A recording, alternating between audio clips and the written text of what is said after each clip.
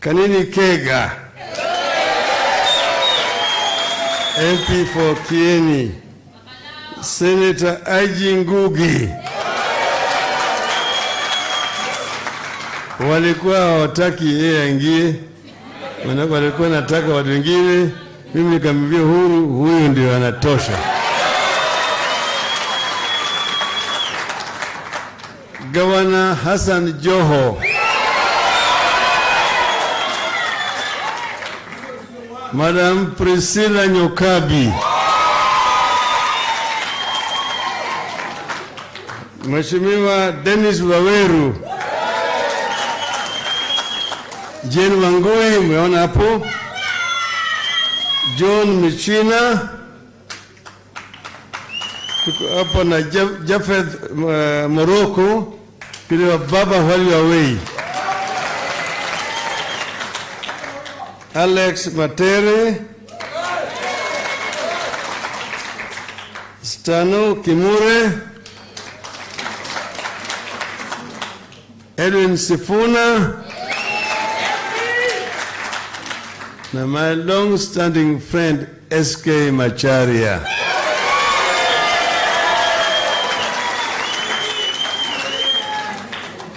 Vijana hoi! Oh, Abdul Samad Sharif Nasir, MP for Mvita in Mombasa. Now let me start by telling you about myself. Where I am here, I am very much at home. I am an alumni of this university. Okay.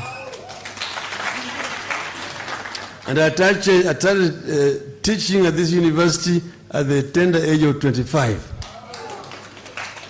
My department is just the one opposite here. And I would be there and I would walk across here, going to the senior common room, which is this other side. So therefore I'm so happy, and I've actually given talks in the Taifa Hall and even this hall so many times. And therefore I'm at home. But I will tell you later on my story, who is Raila Odinga. Let me respond to some of the issues that have been raised. The first, I will not necessarily do it in chronological order because some of them were basically were repeated the others. The issue of youth, 30% jobs, and you see, it's not just a question of 30%. You're talking about a government of the youth. I believe strongly that we need to make use of the youth energy that we have in this country. And as you rightly quote the figures, over 70% of our population are below the age of 35. That is a motive force. So the youth can be either a blessing or a curse, depending on the way you make use of them. For now, up to now, the youth have been like a curse because they have not been given the requisite tools to be able to contribute properly to the society. You know, if you don't give them education and necessary skills, they become a drag on the society. They become drug addicts, they become delinquents, they become criminals. But if they're properly empowered, then they become proper source for wealth creation. And that's why we need to attend properly to this issue of the youth. So we have said, and you saw in the BBI, we said very good things. We said that we not only wanted to create a youth department, but a ministry of youth affairs. and to create also a national youth commission under that ministry, a constitutional commission, if you look at the BBI. And that commission was going to ensure that whatever has been promised in policy documents is actually implemented. When you're talking about 30% of all contracts or jobs from the national government and county government, who is there to ensure that it is being implemented? There must be a mechanism, a constitutional commission that will ensure that each and every county is actually implementing that provision, that all contracts that are being awarded, at least 30% go to companies owned by the youth.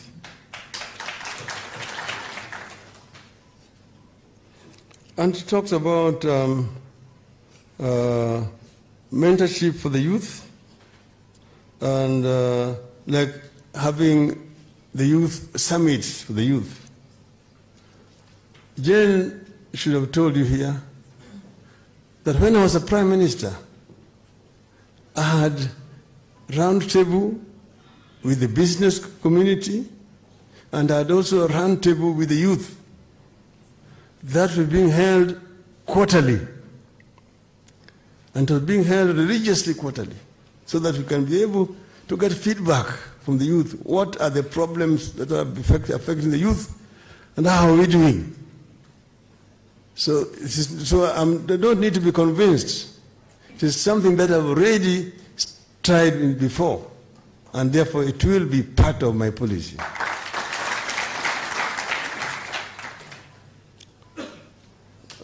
Cabinet, at least 4 in the cabinet, I can say it will be more than 4.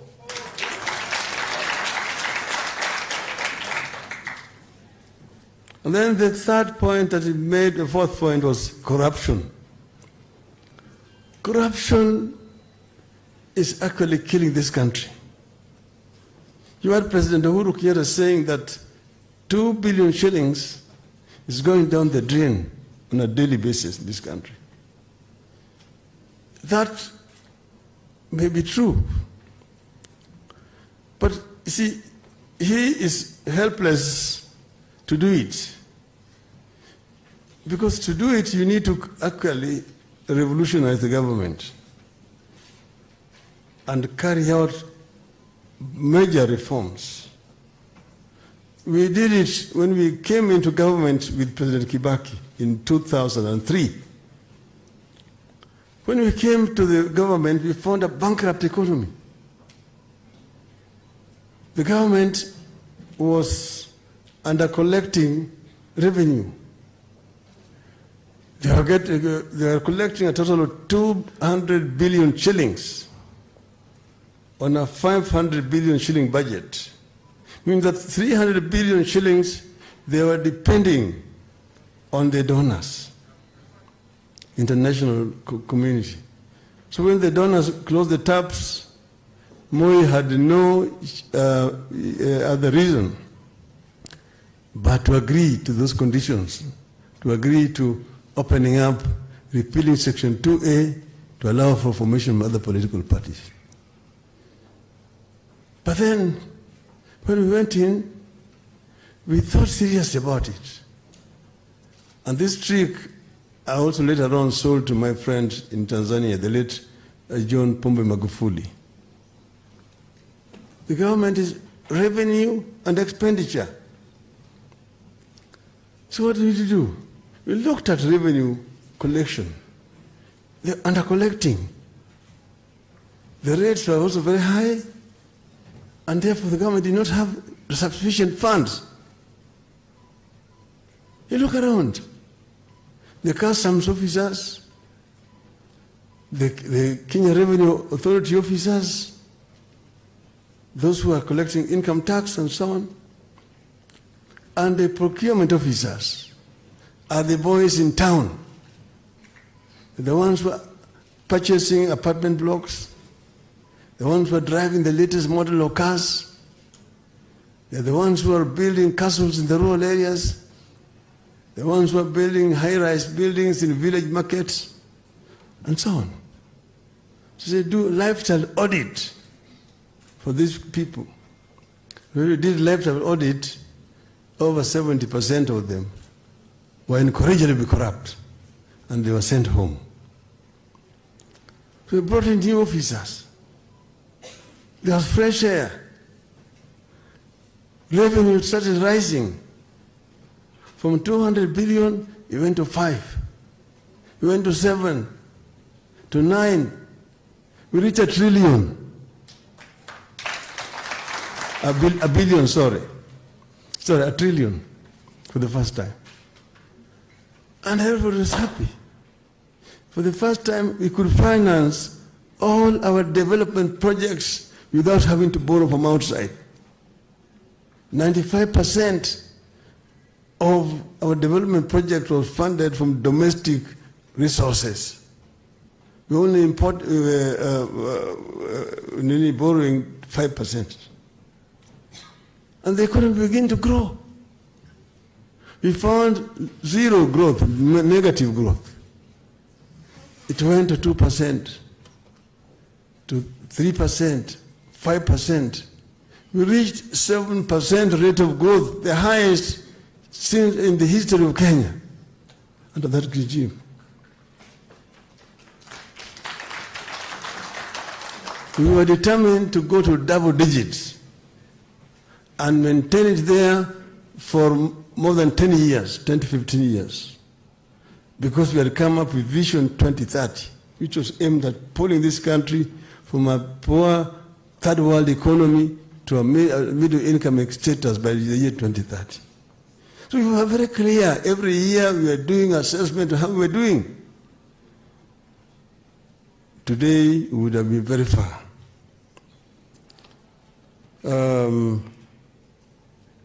The issues of COVID and appointment of diplomatic service and so on, that is fine. You can take that for granted, that you can appoint the youth, quite a number of them, as ambassadors to represent the Republic of Kenya. And having youth in the Ministry of Foreign Affairs attending to matters of foreign affairs. Because outside the country, the majority of people you have are youth, students studying in different parts of universities in different parts of the world. So we will have a youth looking after them. That's not a problem. We do that. She talks of sanitary towels in all the public places. This is something that you remember in our government with Kibaki.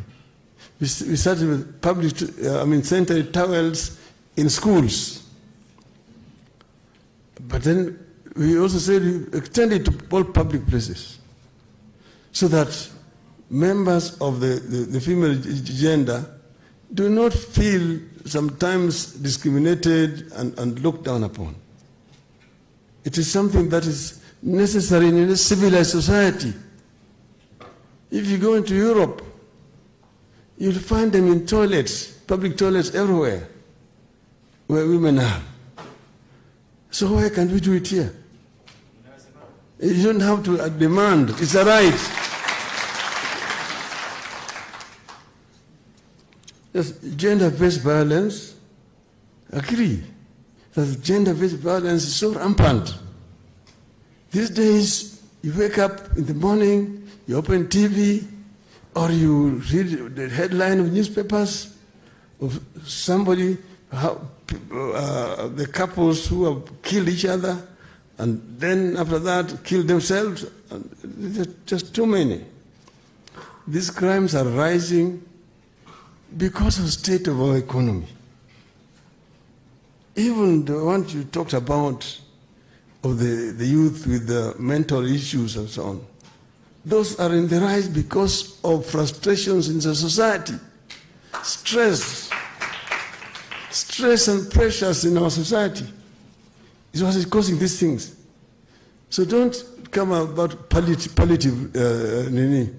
answers, curative measures. You want to have preventive measures prevent them by dealing with the issues which are causing them, rather than saying expand Madari or build another mental hospital. No, you want to close them.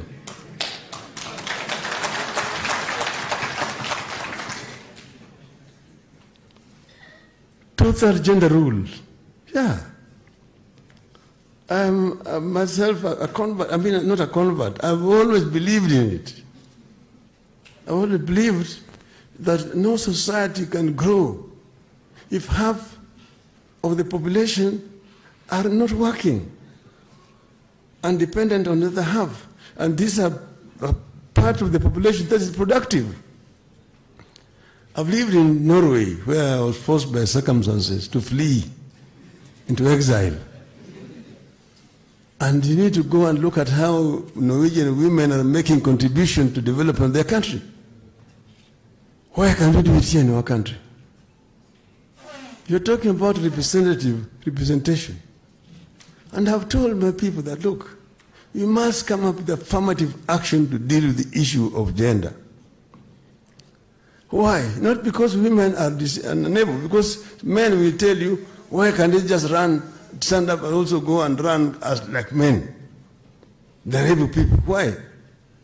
But I tell them that there are certain historical factors which work against women.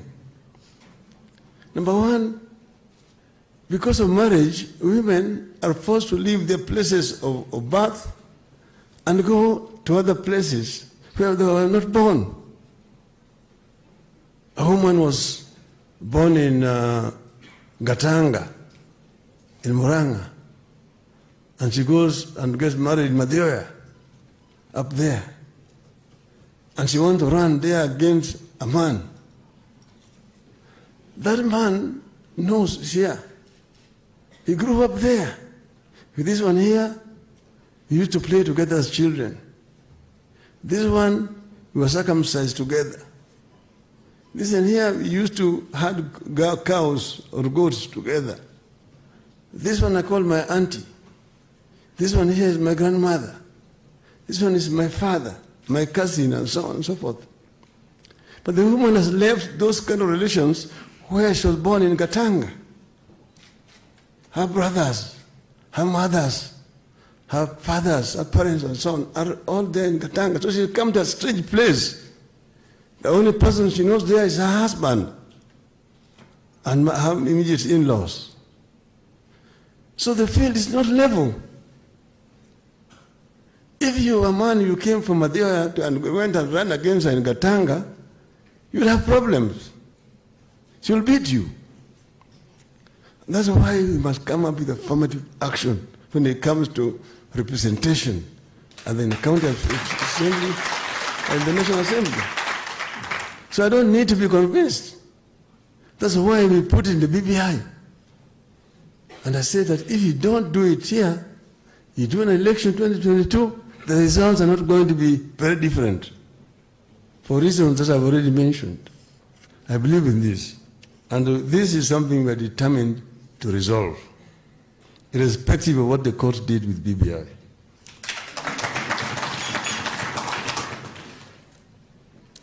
Disabilities. That was Wanja and Maina. Wanja Maina. I've dealt with Andrew Mbudia and Solomon Kuria. I've always believed in what they say, that disability is not inability. Somebody is disabled through no choice of their own, but they have got mental capacities and they have got ability to make contribution to our society. First, we need to change the attitude of the people that would look down upon people with disabilities and make the environment disability friendly. In terms, for example, when buildings, you must have ways through which people with disability can get into buildings without problems, and so on. Even workplaces, mind the people with disabilities, and then include them in society by giving them responsibilities practice affirmative action so that you can mainstream the people with disability in the society. Jennifer Gidhu, reduce impediments to service. And then you have got these loans which basically a big load on those who are beneficiaries, like former students and so on. And you have got Credit Reference Bureau on your back all the times, wherever you go. But find a way in which, for example, this burden can be transferred to the employer, also, and so on and so forth, or written off. I think we can find a solution to this problem.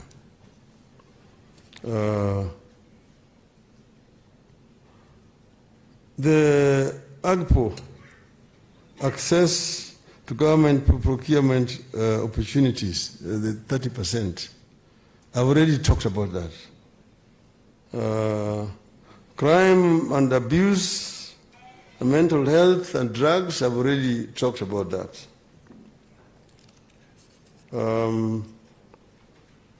Then there was Jane Kimani, and finally Wamboi Nyoto.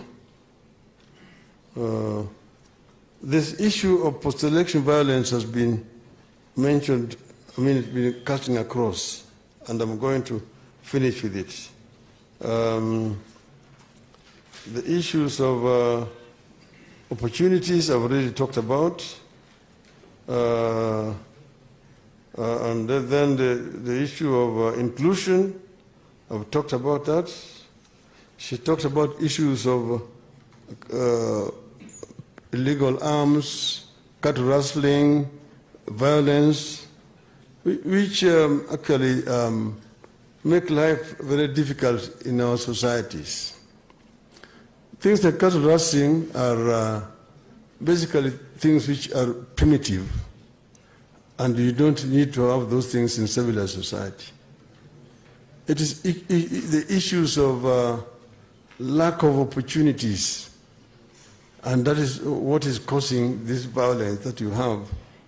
And it is something that can be solved when you create more opportunities in our society.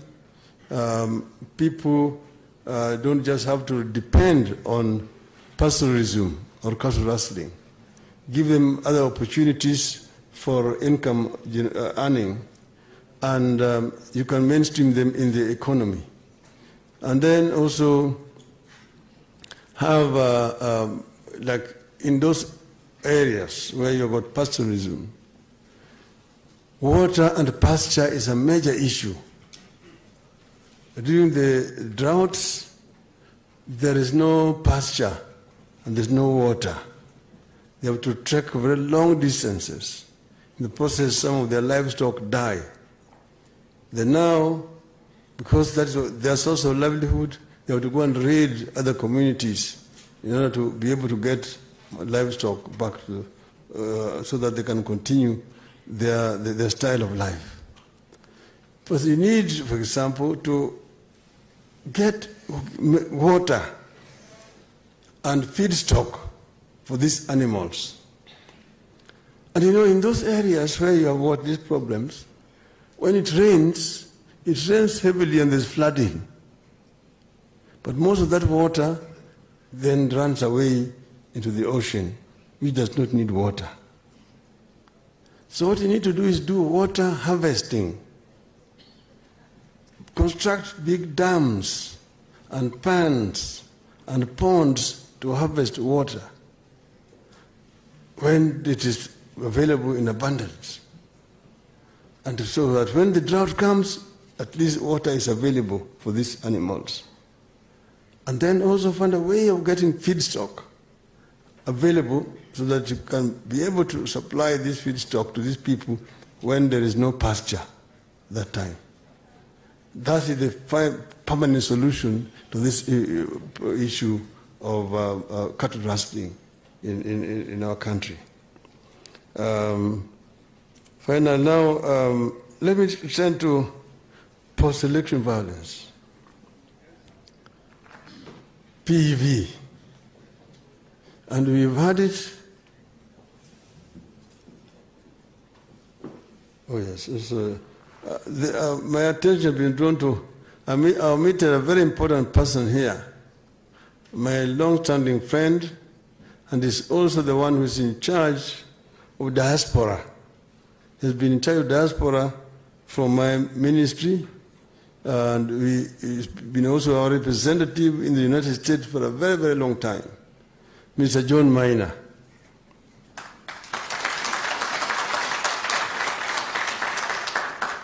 John is a very, very important person. You need to know him. And he's done very many things to me as a person.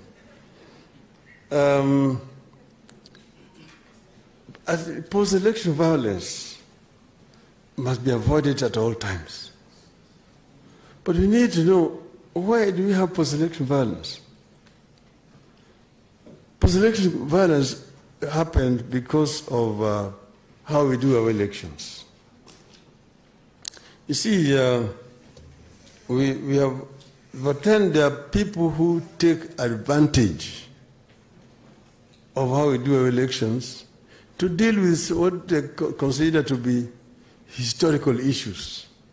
But some of them are basically criminals. Yesterday, the day before yesterday, as we were coming from Nyahururu and Nakuru, we flew over, after Naivasha, as you're coming next to Longonot, around Maimahiu. There are camps there, of which are now almost becoming permanent settlement. Two very big ones of victims of post-election violence of 2007. These are people who were relocated. Their farms were taken by other people who are surrounding, who are living around their farms. Were invaded, some of their relatives were killed, and they were forced to flee where they were staying, and they were now brought here and given some open land there as temporary shelter as they are waiting to go back to their residences. This has not happened up to today. And there are big families, the big communities we go and look at there. It's a shame on our country that such a thing can be happening, because we've been unable to come up with a solution to that problem, facing it, because the people who invaded their farms are known. They are staying in those farms. So it's not only enough to say, oh, CISI may reconcile this community and this community, but we are not taking measures to do restitution so that the people who are chased away are allowed to go and resettle back in their farms. We must face the facts in this country and deal with them. Now, but back to why. When, and this is why, you know, the basis of the handshake. We, me and Uhuru, when we met, we had long discussions. First, it was very difficult. Oh, you called me a drunkard? But you also called me Kimundumuguruki. So after a long time, we had very, very frank and open discussion. At the end of it, we agreed. For the first meeting took 13 hours. The second one took 6 hours. So we're meeting for 19 hours. Then we agreed that we resolve these issues. And we looked at where we came from. We took a journey down the memory lane. Where did we come from? We realized that, you know, this country, which was created by the British after the Berlin Conference, is a divided society. But we go back to the struggle. How did we struggle to become the Republic of Kenya? Not far away here, you've got what they call Hariduku street. Not many people understand who Harry Duke was. Harry Duke was a worker in town here and led a demonstration against colonial oppression. Many people were killed there in that spot, around that police station there. A lot of blood was shed there by the colonialists shooting people. Harry Duke was arrested and banished and taken to Kismayu. That's where he was imprisoned. That was in 1922-23 there. He's the one who started the actual struggle for independence of our country. After that, many people, many organizations were formed, the Kikuyu Central Association, the Luo Union, and all this and that. And then Jomo came from Europe in 1945 and took over the leadership of KAU, Kenya African Union, and revolutionized it.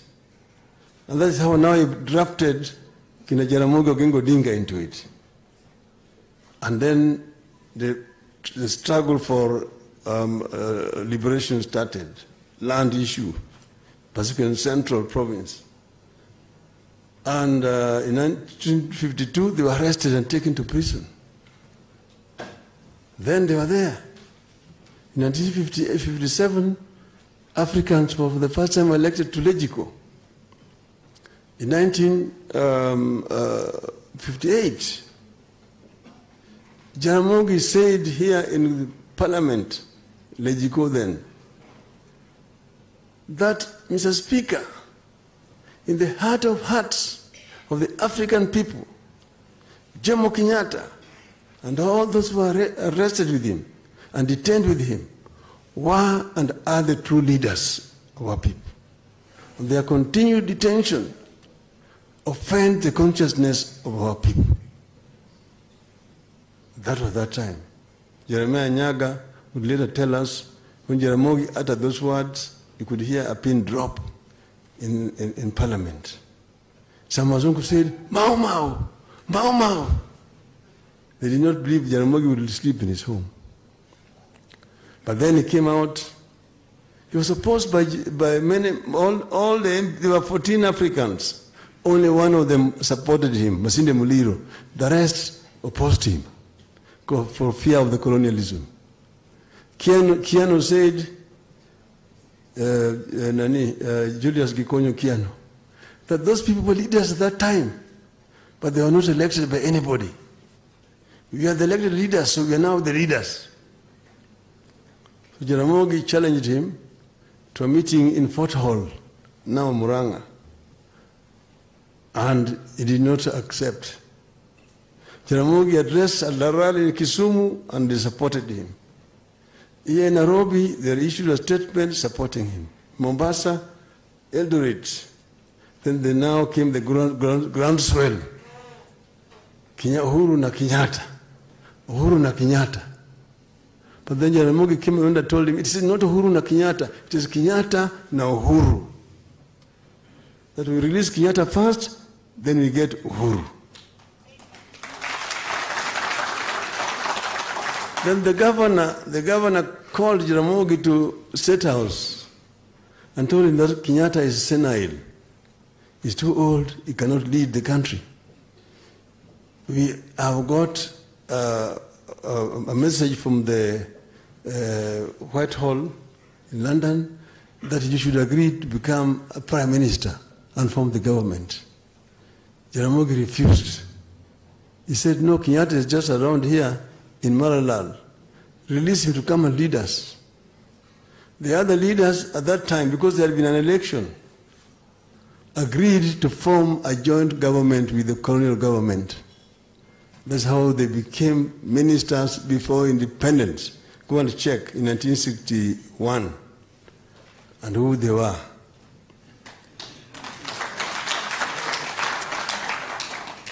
Then now Jaramogi, most of people, and that's when he was singing, Kenyatta alitaka Kenya, Kenyatta alitaka Kenya, Kenyatta alitaka Kenya, akafungwa.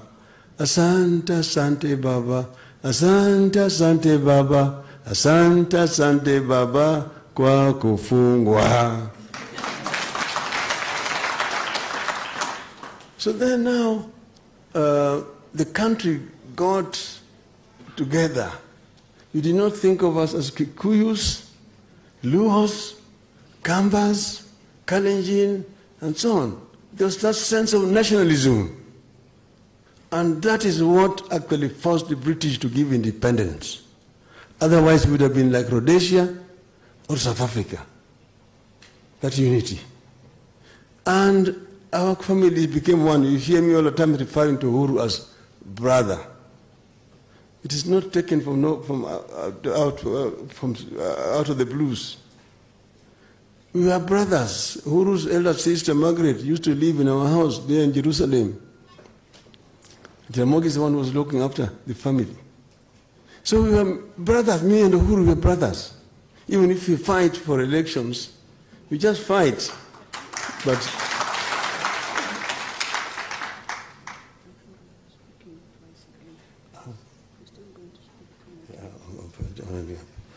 so we have been brothers. We are brothers, and we've been. So what I was saying is, the answer to post-election violence, because you see, us we did not do physical violence. Demonstrations are allowed. But that's after the court nullified the elections and ordered a repeat. And because we disagreed with the IBC, we did not participate. And because we believed that we had won the elections, we went to Uhuru Park when they went to Kasarani. And then now we had that stalemate. And we sat together and we resolved it as brothers and agreed that Kenya is bigger than both of us. Therefore, we bring the people of Kenya together. We said, let us go back to where these people started, Jaramogi and Kenyatta, when the people were united against alien rule and brought us together. If we start from here, we can move together, and this country can be united. And that is why I'm going to be talking to you from that position later. I don't want to go there. And we agreed that we will ensure that never again will Kenyans fight after an election.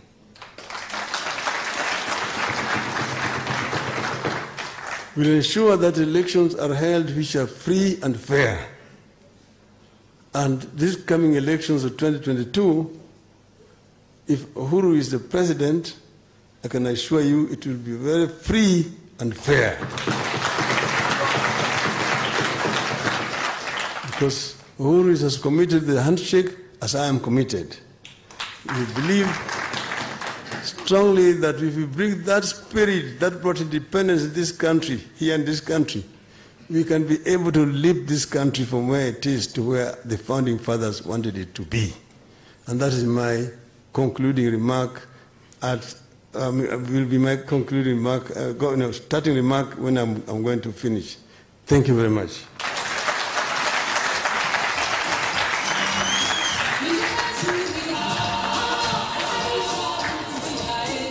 Wapi nduru, wapi shangwe na vigelegele.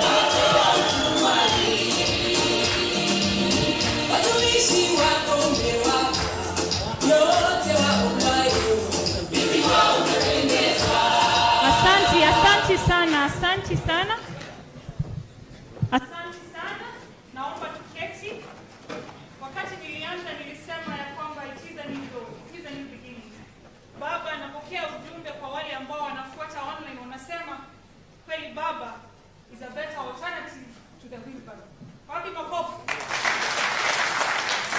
Nataka pia niongeze niseme we are revolutionizing the political landscape of this country.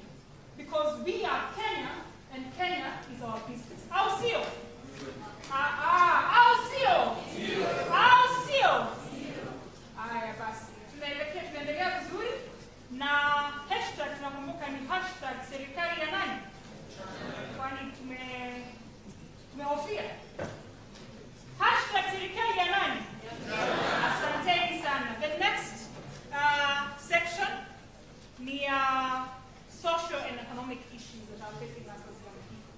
Nataka ni invite the first speaker, jina lake Bwana Stephen Mashua.